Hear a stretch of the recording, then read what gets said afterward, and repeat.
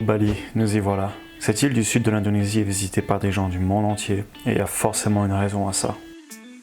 Dans cette vidéo, on va partager avec vous notre top 10 des endroits qu'on a préférés à Bali.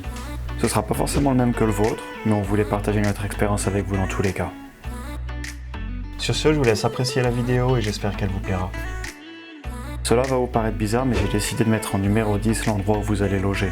Rester dans une villa ou dans un hôtel de luxe comme vous pouvez le voir sur l'écran ne vous coûtera pas plus cher que rester dans un simple hôtel dans une capitale européenne. Du coup, à Bali, vous pouvez rester dans des endroits magnifiques sans détruire votre budget. Numéro 9. Bali est connu mondialement pour ses spots de surf. Que vous soyez un aventurier, un surfeur pro ou un simple débutant, vous trouverez la plage parfaite pour surfer là-bas.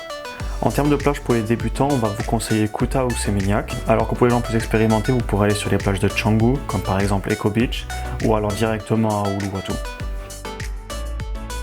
Du coup, vous n'avez plus qu'à vous rendre sur une plage de bon matin, louer une planche, prendre un coach si vous en avez besoin, et vous êtes parti pour la matinée. Numéro 8. Vous trouverez à Bali de nombreux temples à visiter. A savoir que nos 3 temples préférés ont été les temples de Pura Gunung, Tanah Lot et Uluwatu. Numéro 7. Ubud est la ville la plus développée du centre de l'île et vous y passerez forcément. Le centre-ville y est assez animé et on y retrouve cette ambiance traditionnelle de Bali. Vous y trouverez cette atmosphère très calme, très reposante, avec beaucoup de gens qui y vont pour faire du yoga, de la méditation et simplement se reposer. Enfin, ce qu'on voudrait vraiment vous conseiller si vous avez le temps, c'est de sortir un petit peu d'Ubud. Et c'est en sortant un petit peu de la ville que vous allez pouvoir trouver des hôtels hors du commun, avec par exemple des vues sur la jungle ou dormir à la belle étoile. Nous avons décidé de mettre en numéro 6 Nusa Dua. Nusa Dua se trouve à la pointe sud de l'île de Bali et vous y trouverez de nombreux hôtels et des plages pour vous reposer. Une petite astuce si vous ne voulez pas dormir là-bas mais seulement y passer la journée, vous pouvez avoir accès à tous les services de l'hôtel en échange de simples consommations. Pour vous donner un exemple, on n'a même pas dépensé 20 € par personne, on a pu passer là-bas toute la journée en profitant de la piscine, de la plage et de tous les services que vous pouvez imaginer. Numéro 5. Bali est le paradis des chutes d'eau. On y accède généralement par une randonnée en forêt avant d'arriver devant la chute d'eau. Une fois arrivé à la chute d'eau, vous pouvez forcément vous baigner ou simplement profiter de la vue et prendre des photos. Attention par contre, les chutes d'eau sont très populaires et dans certains cas, vous allez pouvoir vous retrouver avec beaucoup de monde. On peut cependant vous conseiller une chute d'eau à laquelle on a été. Le nom de cette chute d'eau est Leke Leke. Elle est pas très loin d'Ubud et on y a passé toute la matinée en croisant seulement 2 personnes. Du coup, on voudrait vraiment vous la recommander. L'autre avantage est que cette chute d'eau est à moins de 30 minutes de la plus célèbre porte de Bali. C'est un endroit connu que vous avez très certainement vu sur Instagram et on vous conseille vraiment d'y aller pour y prendre une photo. Plus est, le chemin pour y aller est perdu dans les montagnes. Par contre, je tiens à vous prévenir, l'entrée est payante, mais c'est vraiment pas grand chose. Numéro 4, Uluwatu. Uluwatu, tout comme Nusa Dua, est situé sur la pointe sud de l'île de Bali. L'endroit est surélevé au-dessus de l'océan et est entouré de falaises. On peut notamment y visiter le temple d'Uluwatu qu'on a déjà évoqué précédemment. L'endroit est très naturel et reposant et c'est vraiment parfait pour une randonnée et faire des photos. Ce qu'on vous conseille vraiment aussi à Uluwatu, c'est de descendre sur les plages. Vous avez simplement à prendre votre scooter ou même descendre à pied en bas des falaises et vous vous retrouvez sur des plages complètement abandonnées au bord de l'océan. Vous y trouverez aussi des plages avec beaucoup de surfeurs très expérimentés, ce qui vous amène cette ambiance calme, extrêmement relax et un petit peu au ralenti. C'est vraiment une partie unique et différente de Bali et on vous conseille vraiment de la visiter. Numéro 3. Les rivières de Tegalalang. On va vous conseiller d'y aller de bon matin pour pouvoir éviter l'affluence et peut-être même avoir votre photo avec personne à l'horizon.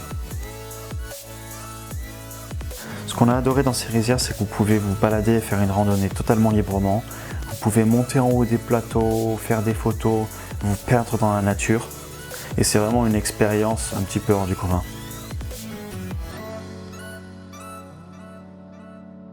Aussi, n'oubliez pas de prendre un petit peu d'argent comme un billet d'une petite valeur, parce qu'on va vous demander une donation pour rentrer sur le lieu, et ce serait dommage de rester bloqué à l'entrée.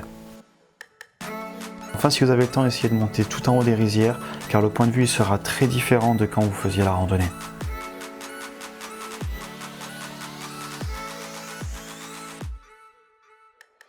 Numéro 2, ça a failli être notre numéro 1, mais vous verrez pour la suite. Nusa Penida. À 45 minutes en bateau de Bali, cette île est devenue très populaire ces dernières années grâce à ses points de vue magnifiques.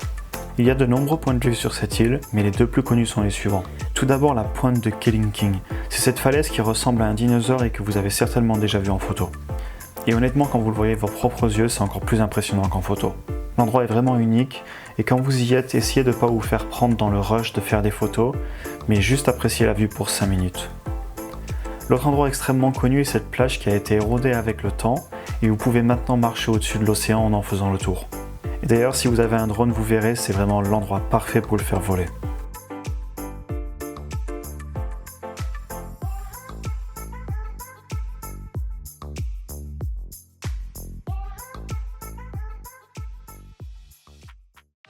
Et le numéro 1, notre vrai petit coup de cœur, c'est la ville de Canggu. Cette zone d'habitation est située un petit peu plus à l'ouest que Kuta et Seminyak, et on est toujours au bord de l'océan. Nous mettons cet endroit en numéro 1 car c'est l'endroit où nous avons préféré rester.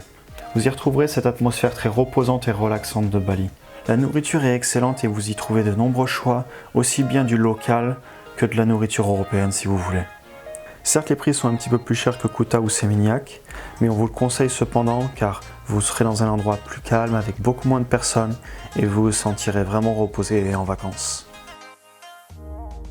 Au final, à partir de cet endroit, vous pouvez vous rendre n'importe où dans Bali et revenir le soir pour vous reposer et rattaquer de plus belle le lendemain.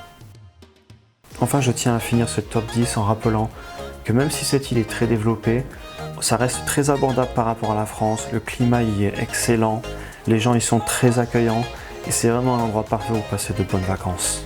Si ça vous intéresse, vous trouverez aussi dans la description de cette vidéo un lien pour télécharger gratuitement une liste de conseils et de préparation avant votre départ à Bali. Pour finir, et si vous avez des questions, n'hésitez pas à nous les laisser dans les commentaires ou nous contacter sur notre Instagram et on vous répondra avec plaisir. Sur ce, on vous souhaite de bonnes vacances à Bali.